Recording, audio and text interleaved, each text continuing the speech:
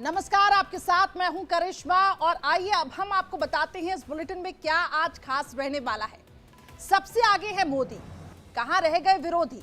क्या 2024 के रण क्षेत्र में ब्रांड मोदी की तुलना में पिछड़ते दिख रहे हैं विरोधी? इसी सवाल पर अब अगले 1 घंटे तक हम बड़ी बहस करेंगे, जिसमें हमारे साथ 4 खास मेहमान शामिल होंगे। लेकिन उससे पहले जल्दी से समझ लीजिए कि हम ये सवाल क्यों उठा रहे हैं, क्योंकि चुनाव के ऐलान से पहले ही मोदी की बीजेपी ने एक बड़ा धमाका कर दिया। एक साथ करीब 40% सीटों के लिए उम्मीदवारों के नामों का ऐलान हो गया, जबकि इस पूरे मामले में विपक्ष काफी पीछे दिख रहा है।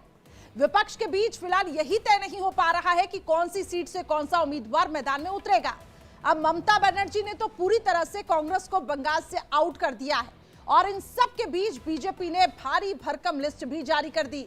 विपक्ष पर कई सवाल उठाए और एक तरीके से मनोवैज्ञानिक बढ़त भी बना ली है, जिसमें हर सियासी नफे नुकसान का ख्याल रखा गया है। महिला हो चाहे जातीय हो, हर समीकरणों का ध्यान रखा गया है, जिसमें युवा वोटर्स को भी साधने की कोशिश हुई है। और ये इतना कारगर है कि विपक्ष पर ये इतना भारी पड़ने वाला है। इन तमाम सवालों पर हम चर्चा करेंगे कि आखिर विपक्ष की अब आगे की रणनीति क्या होने वाली है, क्योंकि एक दबाव लगातार विपक्ष पर इस वक्त पड़ता हुआ दिखाई दे रहा है। तो इस वक्त हमारे साथ तमाम खास मेहमान जुड़ चुके हैं और इस वक्त हमारे साथ एसएन सिंह जी, जो कि बीजेपी प्रवक्ता हैं, वो जुड़ चुके हैं इस खास चर्चा में हिस्सा लेने के लिए। सौरभ दुबे, जो कि राजनीतिक विश्लेषक हैं, वो हमारे साथ जुड़ चुके हैं।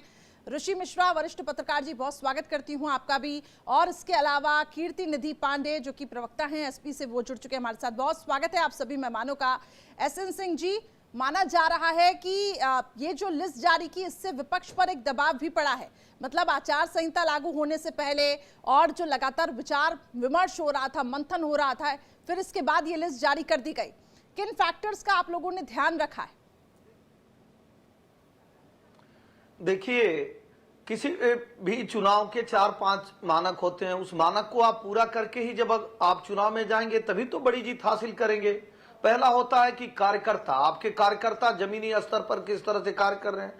भारतीय जनता पार्टी के कार्यकर्ता आज नहीं, लगभग 1 साल से वो मोदी जी की गारंटी वाली गाड़ी को लेकर, कहीं विकसित भारत संकल्प को लेकर बड़े बड़े बैठकों का आयोजन करते हैं। दूसरा होता है जनता का विश्वास। आप देखेंगे जनता का विश्वास भी बार बार किसके साथ है?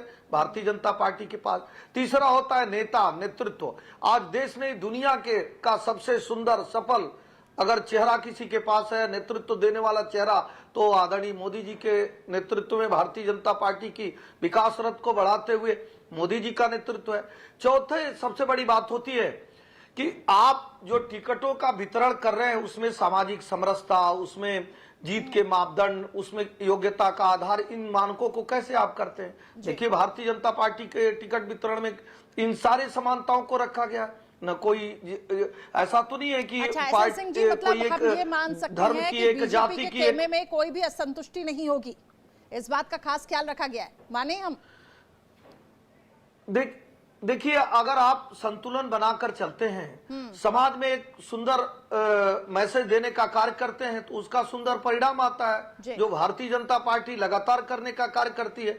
जब हम अधिक संख्या में महिलाओं को टिकट देते हैं, अधिक संख्या में ओबीसी को देते हैं, SC ST का ध्यान रखते हैं, तमाम चीजों का ध्यान रखते हैं, तो वो परिणाम सार्थक और सुंदर आते हैं। जैसा 2014-19 में आया, उसी तरह के सुंदर परिणाम आप देखेंगे कि 2024 में आएगा, क्योंकि इस समय तो 10 साल का मैं आगे आऊंगी आपके पास। लेकिन इस वक्त हमारे साथ हमारे संवाददाता पीयूष भी जुड़ चुके हैं कुछ अपडेट्स के साथ। पीयूष, आपके पास क्या जानकारी है, क्योंकि लगातार बैठकों का दौर बीजेपी में चल रहा है।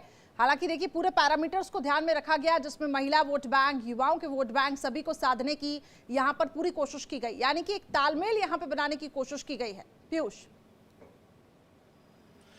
देखिए करिश्मा, बिल्कुल भारतीय जनता पार्टी की पहली लिस्ट वाकई में सबका साथ सबका विकास वाली लिस्ट दिखाई दी, क्योंकि इसमें ओबीसी वर्ग को भी साधा गया, एसटी को भी साधा गया, एसटी को भी साधा गया, और उसके अलावा इसमें महिला वोटर्स, और महिला वोटर्स की बात जो भारतीय जनता पार्टी उठा रही थी, और उसने अपने इसी सरकार के कार्यकाल के दौरान महिलाओं को लेकर अधिनियम भी लेकर आई, और उसके बाद अब आप देखिए कि उसे 28 तकरीबन महिलाएं हैं इसकी पहली लिस्ट में, और उसके अलावा अगर मैं बात करूं युवाओं की तो 47 45 ऐसे युवा चेहरों को जगह दी है जिनकी आयु 50 से कम है। तो कुल मिलाकर देखा जाए तो उनके पास राजनीति का और राजनीति के जरिए सेवा करने का एक लंबा अवसर है। फिलहाल इस वक्त मैं सुषमा स्वराज भवन के बाहर खड़ा हूं और यहां पर मिनिस्टर ऑफ काउंसिल की बैठक होनी है। एक एक करके सारे मंत्री पहुंच रहे हैं और तकरीबन ये बैठक अब से थोड़ी देर बाद शुरू होगी। खुद इस बैठक की अध्यक्षता प्रधानमंत्री नरेंद्र मोदी करेंगे। करिश्मा, मैं बता दूं कि मोदी कार्यकाल की ये अंतिम मंत्रिपरिषद की